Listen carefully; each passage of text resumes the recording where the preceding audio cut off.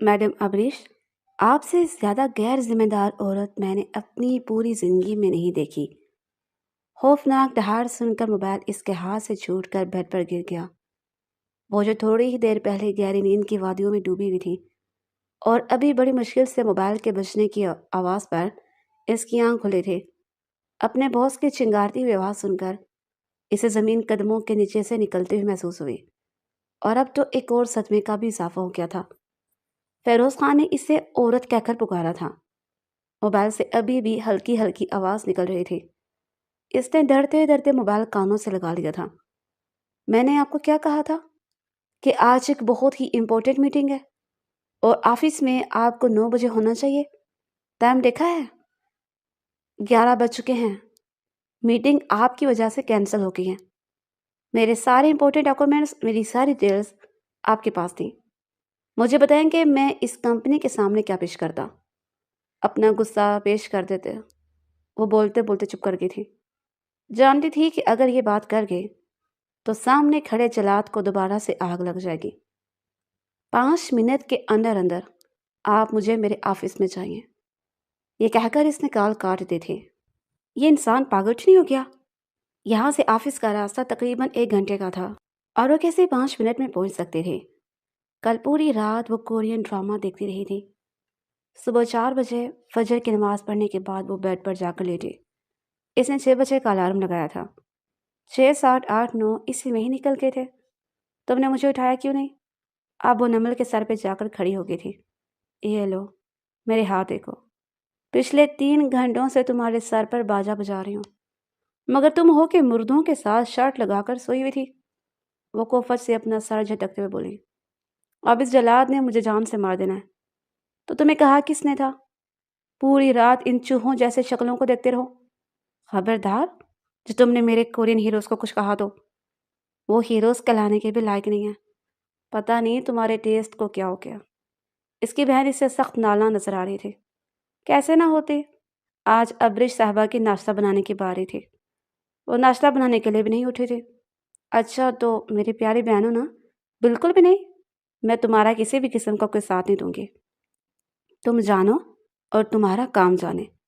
دیکھو نیمل، صرف تم ہی ہو جو مجھے اس جلاد کے ہاتھوں سے بچا سکتی ہو، ورنہ اس چنگیز خان نے مجھے جان سے مار دینا ہے۔ اب غلطی کی ہے تو اس کا خمیازہ تو بھگتنا ہی پڑے گا یار۔ تم اس قدر ظالم کیسے ہو سکتی ہو؟ کیا تمہارے سینے میں دل نہیں ہے؟ نہ، بالکل بھی نہیں۔ نمل نے فوراً سے نفی میں سر ہلا دیا تھا۔ تم نے اس کو کال کر کے بس اتنا بتانا ہے کہ رات کے وقت امی کی طبیعت بہت خراب تھی۔ خدا کا خوف کرو یار، بار بار تم اماں بیچاری کو بیچ میں لے آتی ہو۔ یہ کہنے میں کیا جاتا ہے؟ بالکل بھی نہیں۔ اب میں اس طرح کا کوئی کام نہیں کروں گی۔ تم جاؤ اور جا کر ڈانٹ سنو۔ غلطی کی ہے تو اب اس کا نتیجہ بھی بھگتنا پڑے گا۔ تم سب لوگ ہی بہت سے ظالم ہو۔ پتہ نہیں کون سی وہ نخوست بڑی گھڑی تھی جس میں نے اس انسان کے آفس میں جاب کرنے کا فیصلہ کیا تھا۔ اس سے تو زیادہ کوئی اکیڈمی جوائن کر لیتی اور کوئی کورس وغیرہ کر لیتی۔ بابا نے بھی مجھ سے اس انسان کی خود چال میں پھینکا تھا۔ وہ پاؤں پٹکتی ہوئی کچن سے باہر نکل گئی تھی۔ تیار ہونے کے بعد اس نے ایک نظر خود کو شیشے میں دیکھا۔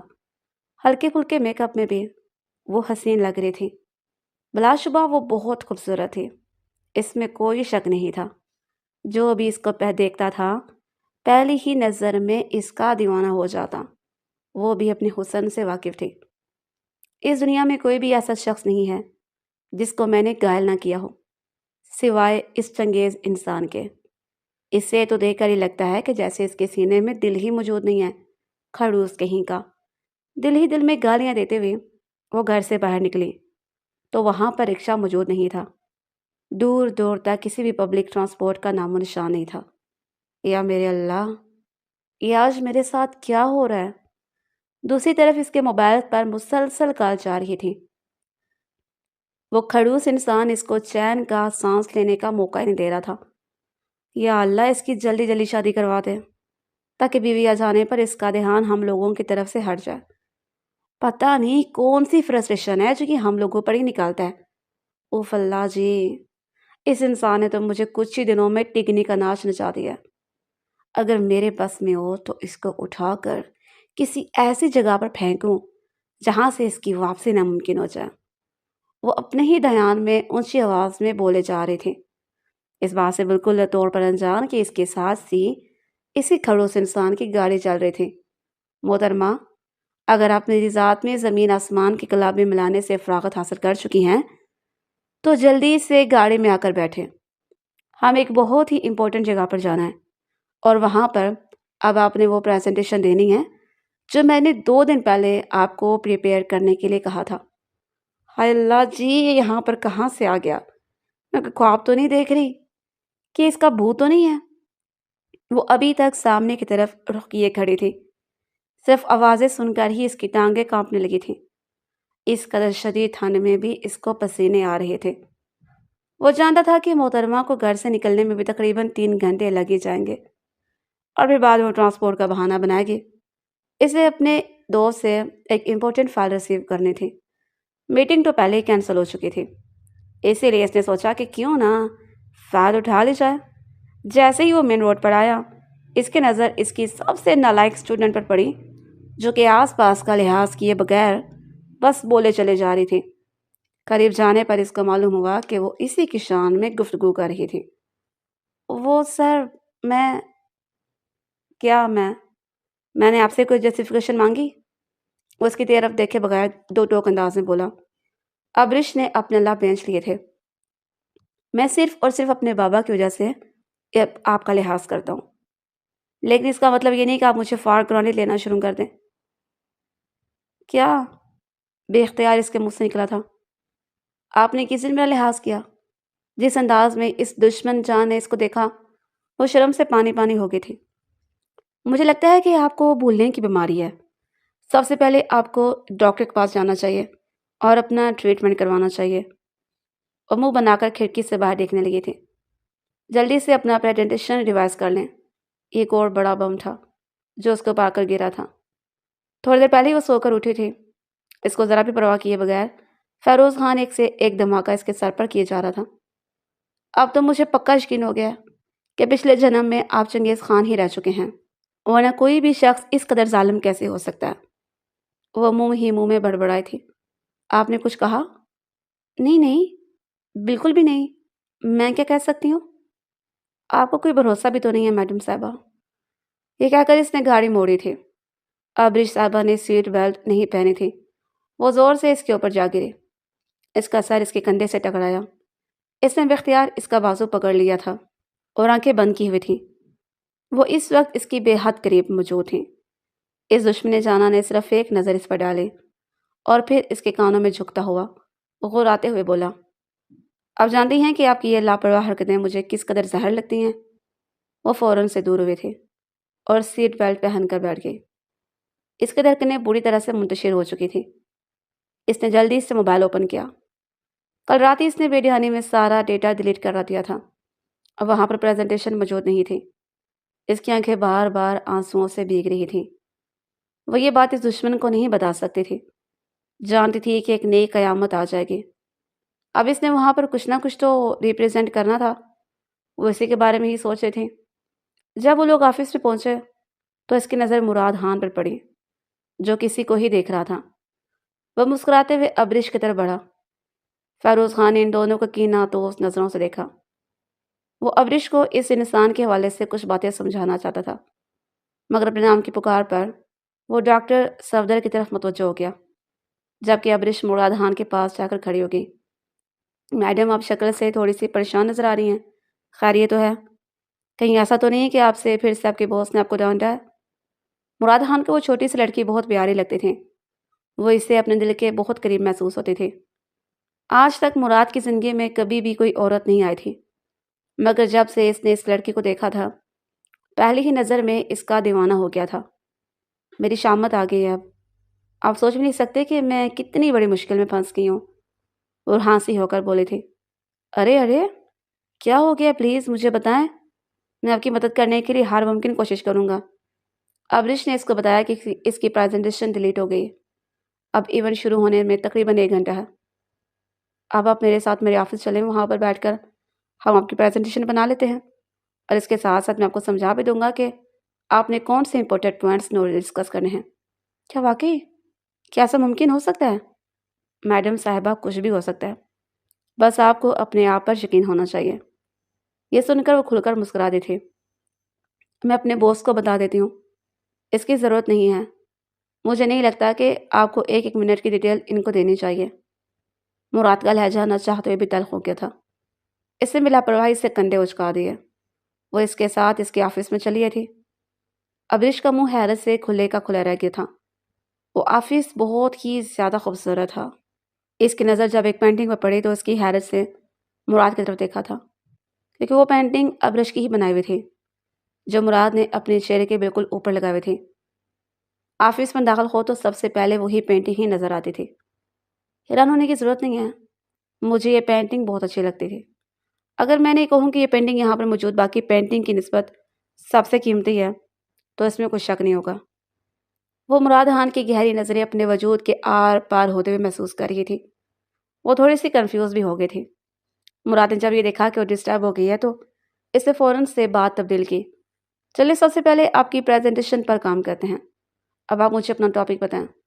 وہ اس کے ساتھ ہی بیٹھ گئی تھی اور پھر دونوں نے تقریباً 45 منٹ کے اندر اندر پورا پروجیکٹ کمپلیٹ کر لیا تھا۔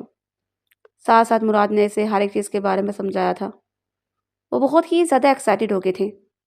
جب اس کے آفس سے باہر نکلی تو وہ دشمن جہاں سامنے ہی کھڑا تھا۔ فیروز خان اس کو کینہ توز نظروں سے دیکھ رہا تھا۔ تم سے مجھے اس قدر ان پروفیشنل بیہیویئر کی ہی امید تھی۔ وہ غصے سے اسے ڈانٹتے ہوئے اس کے دل کی دھڑکنوں کو بڑھا گیا تھا۔ کہاں پر تھی؟ آپ کو اندازہ بھی ہے کہ آپ کی ان حرکتوں کے میرے بزنس کو کتنا نقصان ہو سکتا ہے؟ میں نے آپ سے پریزنٹیشن ڈسکس کرنی تھی۔ کتنا تو مجھے پتا ہے کہ آپ کو تو ایک لفظ بھی یاد نہیں ہوگا۔ نہیں، ایسی کوئی بات نہیں ہے، مجھے سارے پوائنٹس کلیئر ہیں، اس نے جر سے جواب دیا تھا۔ وہ آنکھیں چھوٹی چھوٹی کر کے اس کو گھورنے لگا تھا۔ اس کے پیچھے مراد خان بھی آفس سے باہر نکل آیا۔ فیروز کو ساری کہانی خود سمجھ میں آ چکی تھی۔ اس نے غصے سے اپنی مٹھی بھینچ لی۔ اس چھوٹی سی لڑکی کو اس نے وہاں سے جانے کا اشارہ کیا اور خود مراد کے سامنے جا کر کھڑا ہو گیا۔ مجھے لگتا ہے کہ نہ تمہیں اپنی عزت پیاری ہے اور نہ ہی اپنی زندگی پیاری ہے۔ آپ مجھے سرعام دھمکی دے رہے ہیں۔ آپ جانتے ہیں کہ اس پر آپ پر آئین کی دفعہ نافذ ہو سکتی ہے، آپ کو جیل بھی ہو سکتی ہے۔ یہ سن کر وہ گردن پیچھے کی طرف گرا کر ہنسنے لگا تھا۔ تم مجھے جیل کی دھمکی دے رہے ہو؟ مت بولو کہ میرے پاس تمہارے خلاف ایسے ایسے ثبوت ہیں، اگر ان میں سے ایک ثبوت بھی میں نے پولیس کے حوالے کر دیا تو تم عمر بھر کے لیے جیل میں قید رہ جاؤ گے، اور یہ ساری عیاشیاں، یہ سب کچھ تمہارے ہاتھوں سے نکل جائے گا۔ آنکھوں ہی آنکھوں میں اسے بہت کچھ سمجھاتا ہوا وہاں سے جا چکا تھا، جبکہ مراد دیوار کے ساتھ ایک لگا کر کھڑا ہو گیا۔ اس عورت کو حاصل کرنے کے بعد اگر تم مجھے اس دنیا سے بھی پھیر دو تب بھی مجھے کوئی غم نہیں رہے گا۔ یہ کہہ کر اس نے اپنی بیل پر ہاتھ پھیرا تھا۔ محترمہ کی پریزنٹیشن بہت اچھی ہوئی تھی۔ وہ اتنی اچھی پریزنٹیشن کی توقع نہیں کر رہا تھا۔ سب نے اس کی بہت تعریف کی تھی۔ جب وہاں پر بیٹھے ہوئے بزنس مین کو اس بارے میں معلوم ہوا تھا کہ وہ صرف FSC پاس ہے تو سب لوگ ہی حیران رہ گئے تھے، اور سب اس کو موٹیویٹ کر رہے تھے اور اس کی تعریفیں کر رہے تھے۔ وہ بار بار مسکراتے ہوئے مراد خان کی طرف دیکھ رہی تھی، جس کی وجہ سے وہ سب کچھ کرنے کے قابل ہوئے تھی۔ واپسی پر وہ مراد خان کے ساتھ جانے لگی جب فیروز کی کار دار آواز سن کر اس کے کانوں میں پڑی تھی۔ 2 منٹ کے اندر اندر میری گاڑی میں آ کر بیٹھو، یہ کہہ کر وہاں سے چلا گیا تھا۔ جب وہ غصے سے پاؤں پٹک کر رہ گئی تھی۔ پتہ نہیں اس انسان کو کیا مسئلہ ہے، تم کیوں اس کو اتنا برداشت کر رہی ہو؟ میری مجبوری ہے، اس کے بابا کی وجہ سے مجھے اس کمپنی میں جاب ملی ہے، جبکہ میری اتنی اچھی کوالیفیکیشن بھی نہیں تھی۔ اگر میں یہ جاب چھوڑ دی تو گھر کے اخراجات اور باقی سب چیزیں مینج کرنا مشکل ہو جائے گا۔ وہ اپنے پاؤں کی طرف دیکھتے ہوئے شرمندگی سے بولی تھی۔ آج سے پہلے اس نے کبھی بھی اپنی مجبوریاں کسی کے ساتھ بھی ڈسکس نہیں کی تھی۔ میں تمہیں اس سے بھی زیادہ اچھی جاب دینے کے لیے تیار ہوں، تمہیں اس سے بھی اچھا سیلری پیکج ملے گا۔ وہ تو میرے ساتھ اس لیے بلائی کر رہے ہیں کیونکہ میں ان کے بابا کے دوست کی بیٹی ہوں۔ آپ مجھ پر یہ احسان کیوں کرنا چاہتے ہیں مسٹر مراد صاحب؟ اس نے نارمل سے انداز میں سوال کیا تھا۔ مسٹر مراد ایک لمحے کے لیے گھبرا گیا تھا کہ تمہیں مجھے وہ پوٹینشیل ہے جو ینگ لوگوں میں موجود ہونا چاہیے، اور مجھے پتا ہے کہ تم ایک دن بہت آگے جاؤ گی۔ تم بہت جلدی چیزوں کو پک اپ کر لیتی ہو، بہت جلدی ان کو پرکھ لیتی ہو۔ سب سے بڑھ کے یہ کہ تم میں کریٹیکل انالیسس کے پاور بہت زیادہ ہے۔ یہ سن کر وہ خود بھی حیران پریشان رہ گئی تھی۔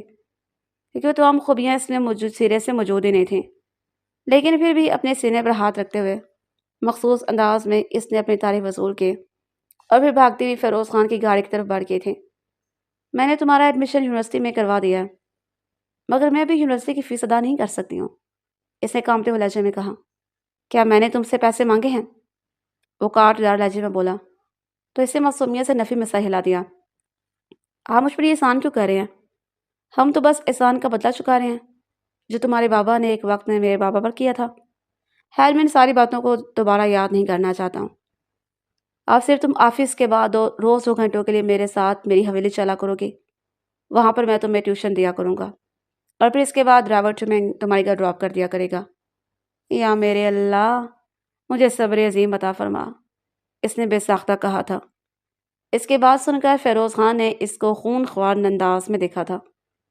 اور وہ مجھے نہیں لگتا کہ میں آفس کے ساتھ ساتھ یہ ساری چیزیں مینج کر سکتی ہوں۔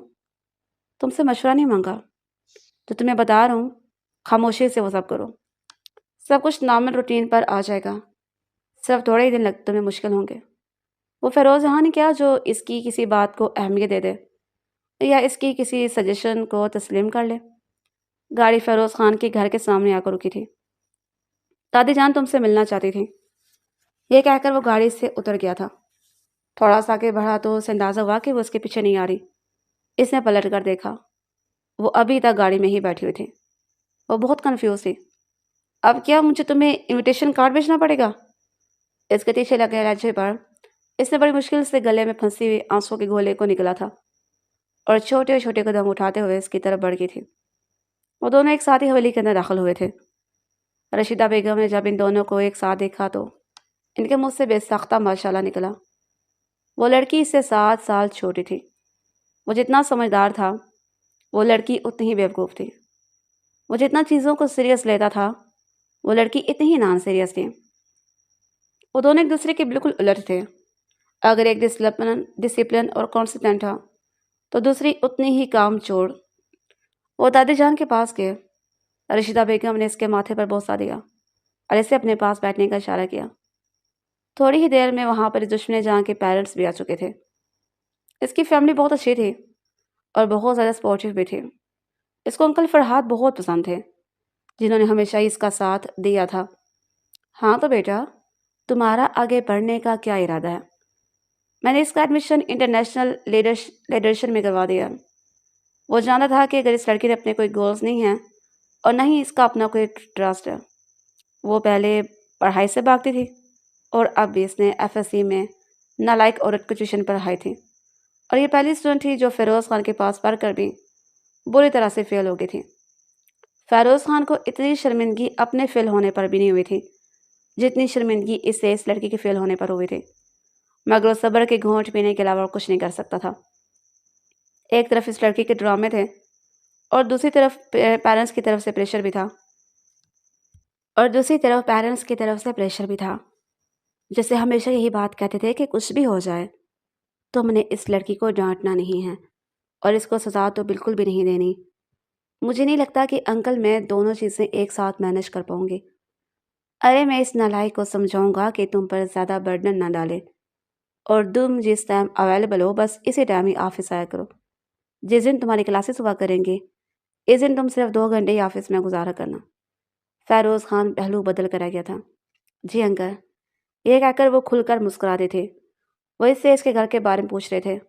سب ٹھیک ہے، امی بھی آپ کا کچھ دن پہلے ذکر کر رہی تھی۔ آپ لوگ کافی عرصے سے ہمارے گھر نہیں آئے ہیں، اس نے معصومیت سے کہا۔ نارمل انداز میں بات بولتے ہوئے بہت ہی پیارے لگتے تھے، ورنہ وہ جب بھی فیروز خان کے سامنے جاتے تھے ڈری سہمی رہتے تھے۔ اس کا وجود بھی خوف سے کپ کپ آنے لگتا تھا، اور یہ بات شدت سے فیروز خان نے محسوس بھی کی تھی، لیکن باقی لوگوں کے ساتھ اس کا رویہ بہت نارمل ہوتا تھا۔ کیا اس کی وجہ یہ تھی کہ فیروز اس پر کچھ زیادہ سختی کرتا تھا؟ وہ سوچ کر رہ گیا۔ رات کے وقت ڈرائیور اس کو واپس چھوڑنے کے لیے جا رہا تھا۔ فیروز خان نے اس کو منع کر دیا۔ میں خود اس کو ڈراپ کر کے آتا ہوں۔ اس نے گاڑی ایک بہت بڑے آئس کریم پارلر کے سامنے جا کر روکی تھی اور اس کی فیورٹ آئس کریم اس کے لیے لے کر آیا تھا۔ اگر آپ مجھ سے معافی مانگنا چاہتے ہیں تو ڈائریکٹ سوری بول دیں، اس طرح کی حرکتیں کرنے کی کیا ضرورت ہے؟ بے ساختہ اس کے منہ سے پھسلا۔ فیروز خان کا آئس کریم کھاتا ہوا ہاتھوں کو کیا تھا۔ وہ اس حیرت سے اس لڑکی کو طرف دیکھنے لگا تھا۔ تم نے کیا کہا؟ دوبارہ سے کہو۔ اس کا لہجہ تیکھا ہو گیا۔ نہیں نہیں، کچھ بھی تو نہیں، میں نے وہ چرچ سے لائن پر آگے تھے، مجھے لگا شاید تم نے کچھ کہا ہے، آپ کو غلط فہمی ہوئی ہے۔ اس نے نگاہیں چوڑائی تھیں۔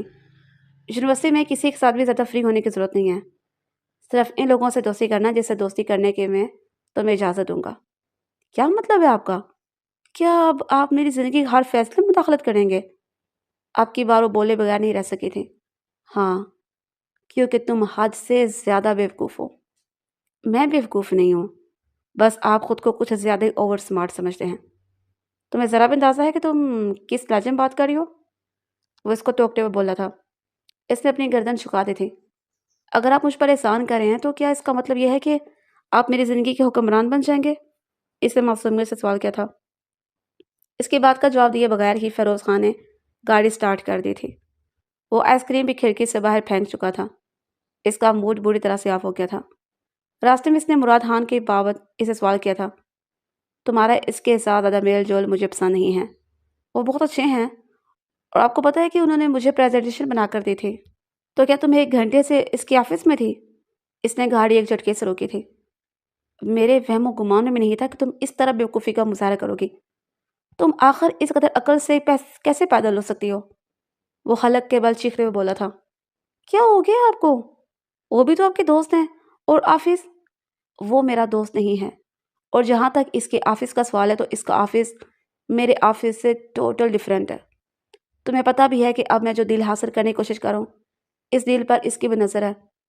میں تو حیران ہو رہا ہوں کہ اس سے ڈیل کے لیے اس نے تمہیں کیا پریزنٹیشن بنا کر دی تھی، وہ بھی تو اتنی اچھی۔ دیکھو، کوئی بھی انسان بغیر کسی وجہ سے کسی دوسرے کا کام نہیں کرتا۔ جب بھی کوئی انسان آپ کی مدد کرتا ہے تو اس کا مطلب یہ ہے کہ اس کے پیچھے اس کا کوئی نہ کوئی مقصد چھپا ہوتا ہے۔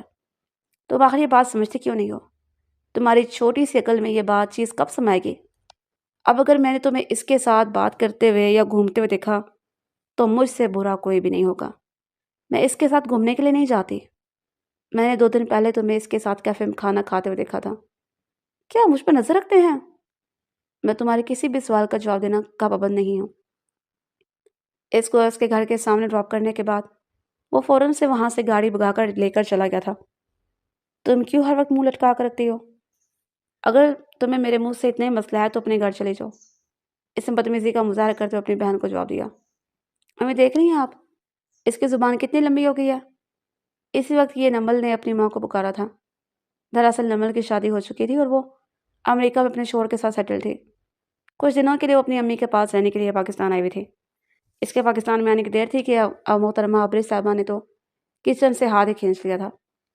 مجھے خوشی ہو رہی ہے کہ تمہاری یونیورسٹی میں ایڈمیشن ہو رہا ہے، تم کسی قابل بن جاؤ گی، پھر سب کچھ سیٹ ہو جائے گا۔ مجھے یونیورسٹی میں ایڈمیشن نہیں لینا تھا، اس ذلیل انسان نے زبردستی میرا ایڈمیشن کروایا۔ قسم سے امی جان، وہ مجھے شدید زہر لگتا ہے۔ وہ اس وقت اپنی کمی کا بیٹھی ہوئی تھی۔ نمل بھی سامنے ہی موجود تھی اور اپنے 3 سال کے بچے کو کھانا کھلا رہی تھی، جو کہ تھوڑی دیر پہلے تک ابرش کے کمرے میں موجود تھا۔ خدا کا خوف کیا کرو ابرش، وہ تمہاری اتنی فکر کرتا ہے، تمہارے ساتھ اتنا اچھا ہے، تم ہو کہ ہمیشہ اس کی برائیاں کرتے رہتی ہو۔ آپ ابھی تک اس کے بارے میں جانتے نہیں ہیں۔ نمل صاحبہ وہ آستین کا سانپ ہے، اگر وہ میرے ساتھ اچھائی کرتا ہے تو 2 دنوں کے بعد پھر سے اس کے پیٹ میں درد شروع ہو جاتا ہے، پھر جب تک وہ مجھے ڈس نہیں لیتا تب تک اس کو چین نہیں آتا۔ امی بس آپ جلدی سے بابا جان کو ہوش آ جائیں، پھر سب کچھ سیٹ ہو جائے گا۔ وہ دل ہی دل میں اپنے بابا جان کے ہوش میں آنے کی دعائیں کر رہی تھی۔ 2 مہینے پہلے ہی اس کے بابا کا ایکسیڈنٹ ہوا تھا، ان کے سر پر چوٹ لگی تھی جس کی وجہ سے وہ کومے میں چلے گئے تھے۔ اس کے بابا کا ایک بہت بڑا بزنس تھا جس پر اس کے چاچو جان نے قبضہ کر لیا تھا۔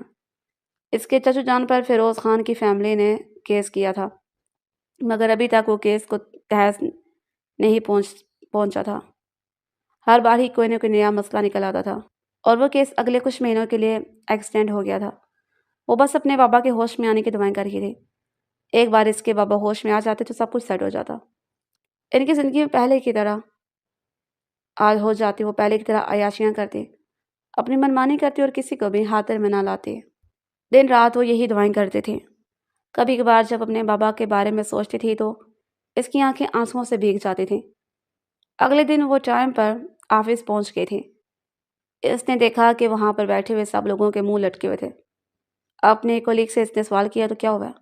اتنے افسردہ کیوں ہو یار؟ باس آج بہت زیادہ غصے میں ہیں، وہ سب کوئی وقفے وقفے سے ذلیل کر رہے ہیں۔ تمہارے باس کا موڈ کب خوشگوار ہوتا ہے؟ یار میں سیریس کہہ رہا ہوں، تھوڑی ہی دیر پہلے سر مراد ان کے آفس سے باہر نکلے تھے۔ میں تو تمہیں یہی کہتا ہوں کہ فی الحال رک جاؤ، تھوڑی دیر کے بعد جب ان کا موڈ نارمل ہو جائے گا تب ان کے کمرے میں جانا۔ وہ اس کے مشورے پر عمل کرنے کے لیے تیار ہو گئے تھے۔ مینیجر کی بات سن کر جلدی سے ہوش کی دنیا واپس آئی۔ باس آپ کو کمرے میں بلا رہے ہیں، پتہ نہیں اس شیطان کو کس دن سکون ملے گا۔ مجھے تو لگتا ہے کہ قبر میں جا کر بھی اس کو یہی ٹینشن رہے گی کہ میں کہاں پر ہوں، کیا کر رہی ہوں، کہیں کسی کولیگ سے تو بات نہیں کر لی میں نے۔ اس نے غصے سے گھور کر وہاں پر لگے ہوئے کیمرے میں ایک نظر ڈالی تھی۔ وہ اندازہ لگا چکی تھی کہ محترم اس کو اس کیمرے میں دیکھ چکے ہیں۔ وہ مینیجر کے ساتھ ہی آفس میں داخل ہو گئی تھی، جہاں پر بورڈ آف ڈائریکٹر بھی موجود تھا اور باقی بھی کچھ معزز لوگ تھے۔ سامنے ہی فائلز کا ایک بندل پڑا ہوا تھا جو اس نے سیٹ کی تھی۔ اس دشمن جان نے ایک فائل اٹھائی اور غصے سے اس کے سامنے پھینکی۔ میں نے آپ کو کتنی بار سمجھایا ہے، اگر آپ نے اس آفس میں کام کرنا ہے تو ہوش میں رہ کر کرنا ہوگا۔ آپ نے ساری فائلز خراب کر دی ہیں۔ سر یہ میری نہیں بلکہ آپ کی غلطی ہے، اس نے جٹ سے جواب دیا تھا۔ وہاں پر بیٹھے ہوئے تمام لوگ جو کہ فیروز خان کے غصے سے خائف رہتے تھے، اور فی الحال کسی میں بھی اتنی ہمت نہیں تھی کہ وہ اس سے ایسی بات کر سکے، کیونکہ وہ کمپنی کا سی او تھا۔ وہ لڑکی لاپرواہی کا مظاہرہ کرتے ہوئے ساری غلطی اس پر ڈال چکی تھی۔ ایکسکیوز می مس، وہ غصے سے اس کو گھورتے ہوئے بولا۔ یس، یہ فائل آپ کو 2 دن پہلے ریویو کرنی چاہیے تھی، کیونکہ میں نے آپ کو بتایا بھی تھا کہ ابھی میں اس کام میں پرفیکٹ نہیں ہوں۔ میں نے تو مینیجر صاحب کو بھی ابھی کہا تھا کہ مگر انہوں نے میری بات کو کسی خاطر میں نہیں لیا۔ ہر غلطی میری نہیں ہے بلکہ آپ کی ہے۔ اس کی سوئی ابھی تک اسی جگہ پر لٹکی ہوئی تھی۔ لیڈیز اتنی آسانی سے اپنی غلطی کب مانتی ہیں؟ اس کے دماغ میں یہی کیسٹ فٹ تھی۔ مگر سامنے بھی فیروز خان موجود تھا۔ اب بھی اور اسی وقت میرے آفس سے دفع ہو جائے، دوبارہ میں آپ کو یہاں پر نہ دیکھوں۔ وہ اس قدر اونچی آواز میں دہارا تھا، اس کو اپنی جان اپنے وجود سے نکلتے محسوس ہوئے تھے۔ اس کی دھار سے زیادہ تو اسے اس بات کا افسوس تھا کہ اس نے سب لوگوں کے سامنے اس کو ذلیل کیا تھا۔ وہ ابھی بھی اپنی غلطی ماننے کے لیے تیار نہیں تھی۔ اس کو یہی لگ رہا تھا کہ اس کے باس نے اس کے ساتھ زیادتی کی ہے۔ پاؤں پتختی ہوئی وہ اس کے آفس سے باہر نکلے تھے۔ اس کی آنکھیں آنسوؤں سے بھری ہوئی تھیں۔ اس کے پاس کرایہ نہیں تھا، اپنا والیٹ وہ گھر پر ہی بھول گئی تھی، اور واپسی پر اس کو فیروز خان اپنی ہولی لے کر جاتا تھا۔ غربت کا یہ حال کہ اپنی مرضی سے یہاں سے جا بھی نہیں سکتی ہوں۔ وہ جھنجھلاتے ہوئے خود سے بولی تھی، اگر تمہیں پیسوں کی ضرورت ہے تو میں تمہیں دینے کے لیے تیار ہوں۔ کولی کی بات سن کر اس نے خون خوار نظروں سے گھورا تھا۔ تم کیا بوتل کجن کی طرح ہر جگہ حاضر ہو جاتے ہو؟ تمہیں اپنے کیبن میں آرام کیوں نہیں لگتا؟ میں تو بس تمہیں ہیلپ کی آفر کر رہا تھا، اپنی یہ آفر اپنے پاس رکھو۔ وہ پارکنگ ایریا میں جا کر بیٹھ گئی تھی۔ اللہ کرے وہ انسان گنجا ہو جائے اور اس کو گنجی بیوی ملے، بلکہ ایسا ہو کہ اس کی بیوی پہلے ہی دن بھاگ جائے۔ فیروز خان جو کہ اس کے رونے کی خبر سن کر تھوڑا سا شرمندہ ہوا تھا اور اس سے معافی مانگنے کے لیے آیا تھا، اس کے منہ سے نکلنے والی باتیں سن کر اس کے تن بدن میں آگ لگی تھی۔ محترمہ اگر یہی بدعا میں آپ کو دوں، اور ذرا سوچیں یہ بدعا اگر آپ کے حق میں پوری ہو جاتی ہے تو آپ کیا کریں گی؟ اللہ نہ کرے کہ کبھی ایسا ہو۔ اللہ تعالیٰ مجھے ترکش ہینڈسم ہیرو دے، وہ چر سے بولے تھے، جب اس کی آواز سننے کو دھیمے سے انداز میں مسکرا دیا تھا۔ ایسے سب لوگ مجھے بھی ترکش سمجھتے ہیں، اس نے دھیمے لہجے میں کہا تھا۔ وہ اس کی بات تو سن نہیں سکی تھی۔ چلو اٹھو، تمہیں یونیورسٹی کے حوالے سے گائیڈ بھی کرنا ہے، اور میں نے پھر تمہیں شاپنگ بھی تو کرنی ہے۔ میرے پاس پیسے نہیں ہیں، اسے منہ پھوڑتے ہوئے کہا تھا۔ میڈم صاحبہ، کیا میں نے پہلے کبھی آپ سے پیسے مانگے ہیں جو اب مانگوں گا؟ اب آپ سے میں ایک پھوٹی کوڑی بھی نہیں لوں گی۔ اب آپ یہ سمجھ لگے ہیں کہ میں اپنے چھوٹے سے دماغ کو زیادہ دھکا نہ لگایا کرو۔ جب اس کا پیٹرول ختم ہو جائے تو اس کو بند ہی رہنے دیا کرو۔ وہ اس کو گھورتے ہوئے اپنی گاڑی کی طرف چلا گیا تھا۔ تم اگر 2 منٹ کے اندر اندر گاڑی میں آ کر نہ بیٹھی تو میں تمہیں اٹھا کر بٹھا دوں گا۔ اپنے باس سے اس سے کوئی بھید نہیں تھا، وہ جو کچھ کہتا تھا کر کے دکھاتا تھا۔ کہیں ایسا نہ ہو کہ واقعی اس کو اٹھا کر گاڑی میں بٹھا دے۔ یہ سوچ کر اس کے گال شرم کے مارے لال ہو گئے تھے، جبکہ اس کے چہرے کے بدلتے تاثرات کو دیکھ کر وہ مسرور انداز میں مسکرا دیا تھا۔ اسے شہر کے سب سے بڑے شاپنگ مال میں لے کر گیا تھا، جہاں سے اس کے لیے برانڈڈ جوڑے خرید کر دیے تھے۔ ایک ہی دن میں اس نے اسے لاکھوں کی شاپنگ کروائی تھی، جبکہ وہ حیرت سے منہ کھولے اس کے کارڈ سے ہوتی ہوئی پیمنٹس کو گھوڑے جا رہی تھی۔ جب میرے بابا ٹھیک ہو جائیں گے اور وہ اپنا بزنس واپس لے لیں گے تو میں آپ کے سارے پیسے آپ کو واپس کر دوں گی، اس نے نگاہیں جھکاتے ہوئے کہا تھا۔ اس وقت تو میں پیسوں کے علاوہ اور بھی بہت کچھ وصول کروں گا۔ ماں نے ہیز مسکراہٹ انداز میں اپنی بات مکمل کرتا وہ اس کو حیران پریشان کر گیا تھا۔ پتہ نہیں امی جان کو میری فکر کیوں نہیں ہوتی ہے۔ اس نے اپنا موبائل اٹھایا۔ گھر سے ایک بھی کال نہیں تھی۔ اس کی بہن نے بھی اس کو کوئی میسج نہیں کیا تھا، جبکہ اس کی جتنی بھی کولیگز تھیں ایک دن میں ان کو اپنے گھر سے ہزاروں کے حساب سے کالز آتی تھیں۔ کیا ہوا ہے؟ کیا کسی کے میسج کا انتظار ہے؟ اس کو موبائل کی طرف گھورتا ہوا دیکھ کر اس نے بے ساختہ سوال کیا تھا۔ نہیں، وہ اس کو حویلی لے آیا تھا۔ فیروز خان کے پیرنٹس عمرہ کرنے کے لیے سعودیہ چلے گئے تھے۔ اب حویلی میں صرف اس کی دادی جان ہی موجود ہیں۔ اس کو اکیلے حویلی میں جانا بہت عجیب لگ رہا تھا۔ وہ اس کو سیدھا اپنے کمرے میں لے آیا تھا۔ اس کو باہر بیٹھنے کا اشارہ کر کے وہ خود فریش ہونے کے لیے واش روم میں چلا گیا تھا، جبکہ وہ کمرے میں لگی اس کی بڑی بڑی تصویروں کو دیکھ رہی تھی۔ توبہ! کس قدر سیلف obsessed انسان ہے یہ، اس نے منہ بناتے ہوئے سوچا۔ اس جیسے انسان کے ساتھ تو کسی بھی صورت گزارا نہیں ہو سکتا۔ یہ تو کسی کو بھی خاطر میں نہ لے۔ اپنی بیوی کو تو اس نے کوئی اہمیت ہی نہیں دینی ہے۔ آپ کو ایسا کیوں لگتا ہے کہ میں اپنی بیوی کو اہمیت نہیں دوں گا؟ یہ بھی تو ہو سکتا ہے کہ میں اپنی بیوی سے بے تحاشا محبت کروں اور اس کو رانی بنا کر رکھوں۔ اس انسان کے کان کتنے پتلے ہیں؟ میرے کان پتلے نہیں ہیں، بلکہ آپ کی آواز حد سے زیادہ اونچی ہے۔ آپ کو لگتا ہے کہ آپ آہستہ آواز میں بات کرتے ہیں، مگر حالات یہ ہوتے ہیں کہ اگر مردے بھی سن لیں تو بھی قبر سے جاگ جائیں۔ وہ اپنی مسکراہٹ دباتے ہوئے بولا تھا۔ کل آپ کو صبح لینے کے لیے آ جاؤں گا۔ فی الحال میں نے یہ کچھ بکس آپ کے حوالے کرنی تھی، یہ آپ کے کام آئیں گے۔ اس نے اپنی ساری بکس اس چھوٹی سی لڑکی کے حوالے کر دی تھی۔ جانتا ہوں کہ آپ کا بکس کے ساتھ دور دور تک کوئی تعلق نہیں ہے اور نہ ہی آپ کو یہ پڑھنے میں کوئی خاص دلچسپی ہے، لیکن اگر آپ زندگی میں کچھ بڑا کرنا ہے تو پھر آپ کو اپنے کمفرٹ زون سے باہر نکلنا ہی پڑے گا۔ کیا آپ نے مجھے یہ بکس لینے کے لیے یہاں پر بلایا تھا؟ یہ سن کر ایک لمحے کے لیے وہ گھبرا گیا تھا۔ اس نے بے ساختہ اپنے بالوں میں ہاتھ پھیرا اور پھر اپنے آپ کو کمپوز کرتے بولا، دادی جان بھی آپ سے ملنا چاہتی تھی، وہ بار بار آپ کا ذکر کر رہی تھی، تو میں نے سوچا کہ دادی جان سے بھی تو آپ کی ملاقات کروا دوں۔ اس انسان کی حرکتیں پچھلے کچھ دنوں سے کافی مشکوک ہو گئی تھیں۔ وہ آنکھیں چھوٹی چھوٹی کر کے اس کو گھورنے لگی۔ اسے اس چیز کا احساس ہوا تھا کہ اس کے ساتھ اس کے کمرے میں اکیلی ہے، تو اس کے دل کی دھڑکنیں اٹھل پٹھل ہو گئی تھی۔ اگلے لمحے تیزی سے اس کے کمرے سے باہر نکلی تھی۔ تھوڑا سا وقت دادی جان کے ساتھ گزارنے کے بعد وہ ڈرائیور کے ساتھ ہی اپنے گھر واپس چلی آئی تھی۔ اب اس نے وہ سارے کپڑے پہن کر دیکھے تو ان میں سے 3 جوڑے تو اس کی بہن نے لے لیے تھے، ایک جوڑا اس کی امی کو پسند آ گیا تھا۔ جبکہ وہ منہ کھولے سامنے پڑے ان 2 ڈریسز کو دیکھ رہی تھی۔ وہ بہت امیر ہے، وہ تمہیں نئے جوڑے لے کر دے دے گا، تمہیں کیا ٹینشن ہے؟ اس کی بہن نے لاپرواہی سے کا اظہار کرتے ہوئے کہا۔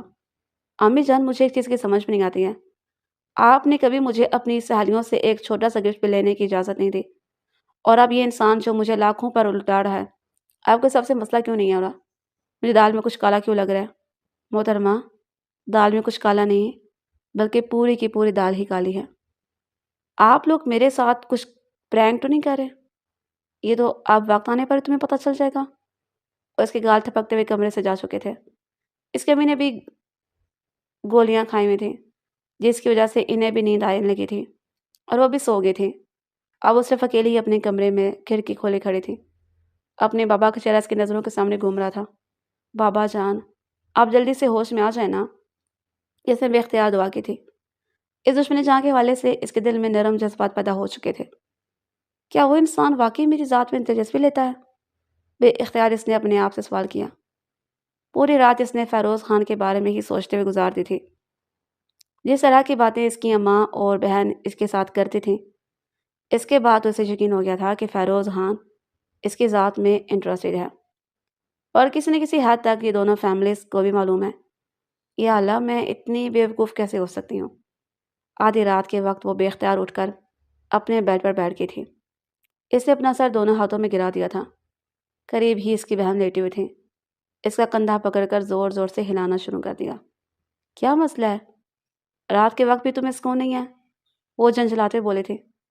وہ فیروز، مجھے نہیں پتا تمہارے شوہر کے بارے میں جو بات کرنی ہے، اسے خود ہی جا کر کرو۔ اسے لگا تھا کہ کسی نے پگھلا ہوا سیسا اس کے کانوں میں ڈلا ہے۔ میرا شوہر؟ اس نے اپنے سینے پر انگلی رکھتے ہوئے بے اختیار سوال کیا۔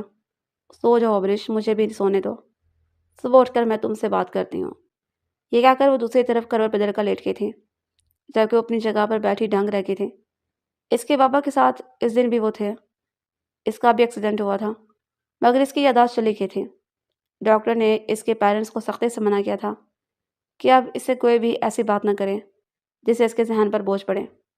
اس کا نکاح اس دشمن جان سے کب ہوا تھا؟ اگر واقعی فیروز خان کے نکاح میں تھی تو فیروز خان اس کے ساتھ اس طرح کا سلوک کیوں کر رہا تھا؟ کس طرح اتنے طرح کے سوالات تھے جو اس کے ذہنوں میں گردش کر رہے تھے۔ صبح ہوتے ہی وہ اپنی امی کے کمرے میں گئی اور پھر ایک تصویر دیکھنے کے بعد ہی اس کی یادداشت واپس آ گئی تھی۔ ماضی کے لمحات کسی فلم کی طرح اس کی نظروں میں گھومنے لگے تھے۔ وہ ایف ایس سی کے سیکنڈ ایئر میں تھی جب اس کا بابا کی فوج پر اس کا نکاح فیروز خان سے ہوا تھا۔ تب بھی اس نے بہت واویلا مچایا تھا، میں استاد جی سے شادی نہیں کروں گی، استاد جی مجھے ہر وقت ڈانٹتے رہتے ہیں، شادی کے بعد انہوں نے میری زندگی اجیرہ بنا دینی ہے۔ کیا میرے اللہ، اس سے تو اچھا تھا کہ میری یادداشت کبھی واپس نہ آتی۔ وہ اپنا سر دونوں ہاتھوں میں گرا کر وہیں پر ہی بیٹھ گئی تھی۔ فضول باتیں مت کیا کرو، میں تو شکر ادا کر رہی ہوں کہ تمہاری یادداشت واپس آ گئی ہے، ورنہ میں تمہیں کیسے اس کے ساتھ رخصت کرتی۔ اماں جان، نکاح تو میں نے آپ کی مرضی سے کیا تھا، مگر رخصتی اب میں اپنی مرضی سے کروں گی۔ اس کی ماں نے ایک زوردار تھپڑ اس کے کندھے پر مارا۔ وہ درد سے کرا اٹھے۔ امی جی، کیا کرتی ہیں آپ؟ وہ اپنا کندھا مسلتے ہوئے بولی تھی۔ اس دن کے بعد سے وہ دشمن جان سے کھینچی کھینچی رہنے لگی تھی۔ وہ بہت ہی کم وقت اس کے ساتھ گزارتی تھی۔ جب بھی وہ اس کو دیکھتی تھی تو اس کے گال شرم کے مارے لال ہو جاتے تھے۔ اس دن مراد خان پھر سے اس کے آفس میں آیا تھا۔ مراد خان کو دیکھ کر وہ کھل کر مسکرا دی۔ اس کے چہرے پر ایک بڑی سمائل لاگی تھی۔ یہ دیکھ کر فیروز خان کے تن بدن پر آگ لگی۔ محترمہ کیسی ہیں آپ؟ اب تو آپ نظر ہی نہیں آتی ہیں، غائب ہی ہو کر رہ گئی ہیں، ذرا سا ہمارا بھی خیال کر لیا کریں۔ اپنے سینے پر ہاتھ رکھ کر آگے کو جھکتا ہوا وہ دل فریب انداز میں بولا تھا۔ یہ دیکھ کر وہ تھوڑی سی ہچکچا گئی تھی، اس سے اس کا انداز الگ الگ لگ رہا تھا۔ نہیں، ایسی کوئی بات نہیں ہے، وہ میں بس تھوڑی سی مصروف ہوتی ہوں۔ اگر آپ کسی دن اپنی مصروفیات میں سے تھوڑا سا ٹائم میرے لیے نکالیں گی تو آپ کا مجھ پر بہت بڑا احسان ہوگا۔ میں نے آپ کو کچھ امپورٹنٹ چیزوں کے بارے میں بتانا ہے جو آپ کی باس کے حوالے سے ہیں۔ کیا مطلب ہے؟ میں سمجھی نہیں۔ آپ جانتی ہیں نا کہ مجھے آپ کی بے حد فکر ہے۔ آپ جانتی ہیں کہ میں کوئی بھی ایسی بات نہیں کروں گا جس کا آپ کو نقصان ہو۔ جو بھی کہوں گا آپ کی بہتری کے لیے ہی کہوں گا۔ میں ابھی آپ کو ایک ریکارڈنگ بھیج رہا ہوں، اس کے بعد اگر آپ مزید انٹرسٹڈ ہوں تو آپ مجھ سے رابطہ کیجیے گا۔ یہ کہہ کر وہ وہاں سے چلا گیا تھا۔ اسی وقت ہی اس کے واٹس ایپ پر نوٹیفیکیشن آیا۔ 1 کلک پر اس انسان نے اس کو ریکارڈنگ بھیجے تھے جس میں اس کا باس کسی اور لڑکی کے ساتھ کسی کمرے میں تھا۔ یہ اس کی پرائیویٹ سیکرٹری تھی جو اب سے پہلے ان کے ساتھ کام کرتے تھے۔ میں آپ کو یہی مشورہ دوں گا کہ جتنا جلدی ہو سکے اس انسان کے ساتھ کام کرنا چھوڑ دیں، ورنہ اس کا دل کر رہا تھا کہ وہ زمین پھٹے اور وہ اس میں سما جائے۔ آج سے پہلے اس کو اس قدر شرمندگی پہلے کبھی نہیں ہوئی تھی۔ اپنے نام کی پکار سن کر اس نے پلٹ کر دیکھا تو وہاں پر فیروز خان کھڑا تھا۔ کیا آپ نے نیکسٹ میٹنگ کا شیڈول تیار کر لیا ہے؟ میں آج کے بعد یہاں پر کام نہیں کروں گی، اپنے آنسوؤں کو پیتی ہوئی بولی تھی۔ اس نے اپنے آپ پر قابو پاتے ہوئے کہا تھا۔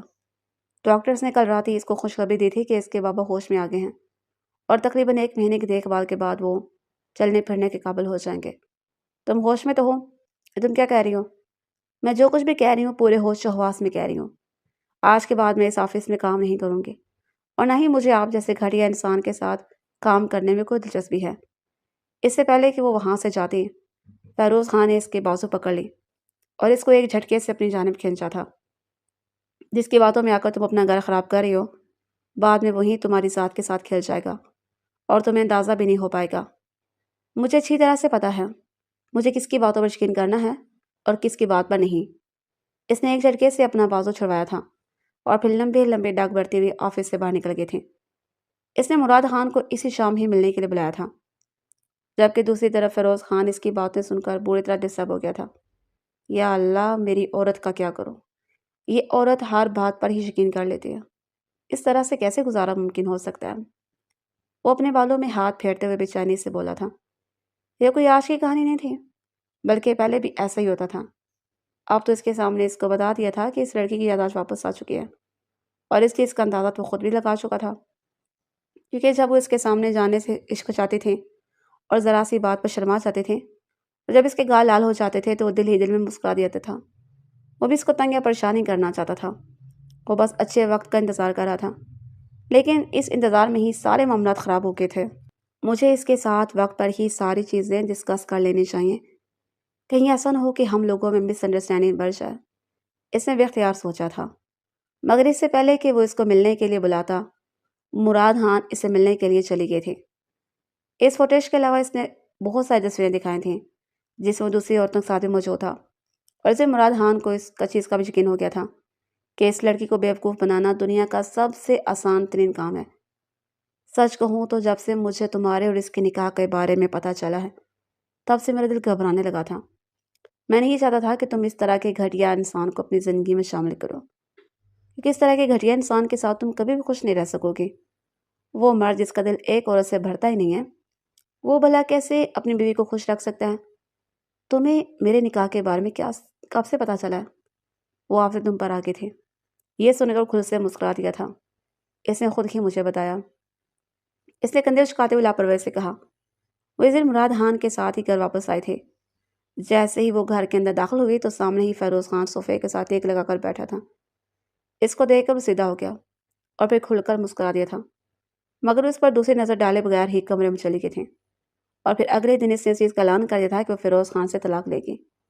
سب لوگ ہی بہت پریشان تھے۔ اس کی اماں نے اس کو سختی سے منع کیا تھا ابھی اپنے پاپا کو اس بارے میں کچھ بھی نہیں بنانا، وہ یہ صدمہ برداشت نہیں کر سکتے ہیں۔ وہ اس سے پوچھ رہے تھے کہ آخر کی مسئلہ کیا ہے، تو وہ ایک ہی بات کہہ رہی تھی، فیروز خان ایک گھٹیا شخص ہے جس کے بہت ساری عورتوں کے ساتھ تعلقات ہیں، اور میرا کسی ایسے شخص کے ساتھ گزارا نہیں ہو سکتا۔ میں نے وہ سارے ثبوت اپنی آنکھوں سے دیکھے ہیں، اور وہ دیکھنے کے بعد اب میں جان بوجھ کر اپنی زندگی جہنم نہیں بنانا چاہتی ہوں۔ اس نے فیروز خان کے والدین کے سامنے ہی اس شادی سے انکار کر دیا تھا۔ اپنے بابا کے سامنے بھی اس نے یہی بات کہی تھی کہ وہ مر جائے گی مگر فیروز خان سے شادی نہیں کرے گی، اسے طلاق چاہیے۔ اس کے بابا نے سب لوگوں کو چپ کروا دیا تھا۔ وہ خود اپنی بیٹی سے اس بارے میں بات کرنا چاہتے تھے۔ ایک دن وہ اس کے کمرے میں گئے تو وہ اپنے بیڈ پر لیٹی سسک رہی تھی۔ بابا کو دیکھ کر وہ اٹھ کر بیٹھی تھی۔ اس نے جلدی سے اپنے آنسو صاف کیا۔ کیا تم اسے شیئر نہیں کرنا پسند کرو گی کہ تمہیں کیا مسئلہ ہوا ہے؟ وہ اس کے بالوں میں ہاتھ پھیرتے ہوئے بولے تھے، میں آپ سے شیئر نہیں کر سکتی ہوں۔ میں نے وعدہ کیا ہے کہ یہ تو ہو سکتا ہے کہ جس کسی نے بھی تمہیں بتایا ہو وہ تمہیں دل میں اس انسان کے لیے پھول ڈلوانا چاہتا ہو۔ بابا صرف مسئلہ اس کے کردار کا نہیں ہے، میں جانتی ہوں کہ وہ مجھے پسند ہی نہیں کرتا۔ مجال ہے جو کبھی اس نے مجھ سے سیدھے منہ بات کی ہو۔ وہ اپنے آپ کو کوئی بڑی ہی ٹوپ چیز سمجھتا ہے، اسے لگتا ہے وہ پرنس جان ہے، اس دنیا میں صرف اسی کی ہی اہمیت ہے۔ میں تو جیسے کسی کھاتے میں ہی نہیں ہوں۔ یہ کہہ کر پھوٹ پھوٹ کر رونے لگی تھی۔ آپ سوچ بھی نہیں سکتے کہ وہ آفس میں بھی اس نے مجھے کتنا ٹارچر کیا ہے، اس کی وجہ سے میں کئی راتیں روتی رہی ہوں۔ اس کے بابا نے اس کا سر اپنے سینے کے ساتھ ٹکا دیا تھا۔ اس نے جو کچھ بھی کیا تھا وہ تمہاری بہتری کے لیے تھا۔ بابا، میں جانتی ہوں کہ اسے میری ذات سے کوئی دلچسپی نہیں ہے، اب وہ مجھ سے شادی کر کے صرف اور صرف اپنی انا کو تسکین پہنچانا چاہتا ہے۔ شاید اس کی انا پر یہ چوٹ لگی ہے کہ میں اسے شادی سے انکار کیسے کر سکتی ہوں۔ ایسی کوئی بات نہیں ہے، یہ تمہاری سب سے بڑی غلط فہمی ہے۔ میرا یقین مانو، تمہیں اس سے شادی کر کے کبھی پچھتاوا نہیں ہوگا۔ انہوں نے اس کا ہاتھ مضبوطی سے پکڑ کر ٹھوس لہجے میں کہا تھا، اگر تم اس رشتے سے انکار کر دیا تو تمہارے بابا کے کندھے جھک جائیں گے، تمہارا باپ ان لوگوں کے سامنے شرمندہ ہو جائے گا۔ تم جانتی ہو کہ ہمارے خاندان میں ایک بار زبان دی جاتی ہے تو زبان سے پیچھے نہیں ہٹا جاتا۔ میں جانتا ہوں کہ یہ فیصلہ تمہیں حق میں بہت ہی بہتر ثابت ہوگا۔ بیٹا، اگر تمہیں اپنے بابا کی ذرا سی بھی عزت کا خیال ہے، اگر تمہیں اپنے بابا کی محبت کا مان ہے تو تم رخصتی کے لیے راضی ہو جاؤ۔ بابا، مگر میری پڑھائی، اس نے کچھ کہنا چاہا تھا، مگر اس کے بابا نے اسے یہ کہہ کر تسلی دے دی تھی کہ تمہاری پڑھائی پر کسی بھی قسم کا کمپرومائز نہیں ہوگا۔ اگر تم واقعی میں پڑھنا چاہتی ہو تو تم شادی کے بعد بھی پڑھ سکتی ہو۔ تمہاری وجہ سے میں پہلے ہی بہت زیادہ شرمندگی اٹھا چکا ہوں۔ اگر تم چاہتی ہو کہ میں مزید شرمندہ ہو جاؤں تو ٹھیک ہے، تم اپنے موقف پر قائم رہو۔ یہ کہہ کر وہ وہاں سے چلے گئے۔ وہ اسے اچھا خاصا ایموشنل بلیک میل کر چکے تھے۔ نہ چاہتے ہوئے بھی وہ رخصتی کے لیے راضی ہو گئی تھی۔ دلہن بنی وہ بڑی پیاری لگ رہی تھی، آسمان سے اتری ہوئی کوئی پری معلوم ہو رہی تھی۔ اس نے ایک نظر اپنے پہلو میں بیٹھے ہوئے اس شخص کو دیکھا جس کے چہرے کے تاثرات اسپاٹ تھے۔ آج تو یہ مجھے اس سے ساری حساب کتاب چکتا کرے گا۔ وہ پہلو بدل کر رہ گئی تھی۔ اگر اس نے مجھے کچھ کہا تو میں بھی اس کی اصلیت اس کے سامنے لے کر آ جاؤں گی۔ اسی وقت ہی اس نے مراد خان کو میسج کیا تھا، اگر مجھے وہ ساری ویڈیوز اور تصویریں بھیجو۔ اس کے میسج ڈیلیور نہیں ہو سکا تھا کہ مراد خان خود اس وقت جیل میں بیٹھے ہوئے تھے اور اپنے غیر قانونی کاموں کی سزا کاٹ رہے تھے۔ اسے رہ کر خود پر غصہ آ رہا تھا کہ آخر اسے کیا ضرورت تھی فیروز خان سے پنگا لینے کی۔ اچھا بھلا وہ باہر آزادی سے اپنی زندگی گزار رہا تھا۔ وہ کمرے کے اندر داخل ہوا تو وہ چینج کر کے لیٹ چکی تھی۔ اس نے آگے بڑھ کر اس پر کمر ڈال دیا تھا۔ وہ جیسے لڑائی کرنا چاہتے تھے۔ اس کی حرکت دیکھ کر اس کے تن بدن پر آگ لگی تھی۔ تم آخر خود کو سمجھتے کیا ہو؟ آپ کا شوہر، اس نے معصومیت سے جواب دیا تھا۔ میں تم سے شدید نفرت کرتی ہوں۔ میں جانتا ہوں، تمہارے ساتھ رہنا نہیں چاہتی ہوں میں تم سے طلاق۔ یہ سن کر اس کے ماتھے پر بل پڑ گئے تھے۔ دیکھو، آج تمہیں یہ بات کہہ دی ہے، دوبارہ یہ بات مت کرنا، ورنہ مجھ سے برا کوئی نہیں ہوگا۔ جب تک تم مجھے مسئلہ نہیں بتاؤ گے تب تک تمہارا مسئلہ میں حل نہیں کر سکتا ہوں۔ میرا مسئلہ یہ ہے کہ تم گھٹیا انسان ہو جو ہر عورت کی ذات میں دلچسپی لیتے ہو۔ اگر ایسا ہوتا تو میرے تو کم از کم 12-13 بچے ہوتے۔ یہ کہہ کر وہ معصومیت سے آنکھیں ٹمٹمانے لگا تھا، جبکہ اس کی تدائی پر اش کر اٹھے تھے۔ وہ تمام ویڈیوز جو اسے مراد خان نے دکھائے تھیں اور فیروز خان اس کو دکھا رہا تھا، یہ ساری ایڈیٹڈ ہے۔ اگر انسان ذرا سی اپنی عقل کا استعمال کر لے اور ذرا سی آنکھیں کھول کر دیکھ لے تو ہر انسان کو ہی پتہ چل جاتا ہے۔ لیکن تمہاری عقل تو تمہاری گھٹنوں میں ہے، اور جس انسان نے بھی تمہارے ساتھ یہ حرکت کی ہے ابھی وہ جیل کی سلاخوں کے پیچھے بیٹھا ہوا ہے۔ اگر یہ ممکن ہو سکتا تو میں ضرور اس کے ساتھ کال کروا دیتا، بلکہ کل میں تمہیں اپنے ساتھ لے کر جاؤں گا تاکہ تم خود ہی سے ڈیٹیل سے بات کر لو، اپنی تسلی کر لو۔ وہ شرم کے مارے پانی پانی ہو گئی تھی۔ سب لوگوں کے سامنے اس نے فیروز خان کو ذلیل کیا تھا۔ اس نے اس کے کردار پر وار کیا تھا۔ اس کی عزت کی دھجیاں اڑائی تھیں، اور ابھی وہ اس انسان اسی سے نارمل انداز میں بات کر رہا تھا، اس کے ساتھ عزت سے پیش آ رہا تھا۔ فیروز جانتا تھا کہ وہ بھی ازواجی تعلق قائم کرنے کی پوزیشن میں نہیں ہے۔ اسے کوئی بھی جلدی نہیں تھی۔ وہ اس لڑکی کو ٹائم دینا چاہتا تھا، اپنے آپ کو سمجھنے کے لیے، اس رشتے کو سمجھنے کے لیے، اور ایک نئی شروعات کرنے کے لیے وقت دے رہا تھا۔ اور پھر کچھ دنوں کے بعد اس نے اس چھوٹی سی لڑکی کا دوبارہ سے یونیورسٹی میں ایڈمیشن کروا دیا تھا۔ اس کے بابا اپنے بھائی سے بزنس کے سارے معاملات دوبارہ سے واپس لے لیے تھے۔ وہ پہلے کی طرح اس پر غصہ نہیں کرنا تھا، میں اسے ڈانٹتا تھا، بلکہ بہت ہی پیار سے بات کرتا تھا۔ ایک دن وہ کمرے میں بیٹھا آفس کا کام کر رہا تھا جب اس کے پاس جا کر بیٹھ گئی تھی۔ اس نے اپنا سر اس دشمن جان کے کندھے پر رکھا تھا۔ آئی ایم سوری، یہ کہہ کر وہ سسکنے لگی تھی۔ فیروز خان نے اس کو ایک جھٹکے سے اپنے سینے سے لگا لیا اور اس کے بالوں میں انگلیاں پھیرتے ہوئے بولا تھا، میں تم سے ناراض نہیں ہوں، اور نہ ہی کبھی میں تم سے ناراض ہو سکتا ہوں۔ ہاں، میں جانتا ہوں کہ میرا انداز تھوڑا سا خراب تھا، مجھے تم سے سختی سے پیش نہیں آنا چاہیے تھا۔ اگر وہی بات میں تم سے نرمی سے کر لیتا اور تمہیں سمجھا دیتا تو شاید اس سب کی نوبت ہی نہ آتی۔ لیکن میں وعدہ کرتا ہوں کہ دوبارہ تمہیں کبھی بھی شکایت کا موقع نہیں دوں گا۔ وہ شخص واقعی عظیم انسان تھا۔ اب عشق کو اپنی قسمت پر عاشق ہونے لگا تھا۔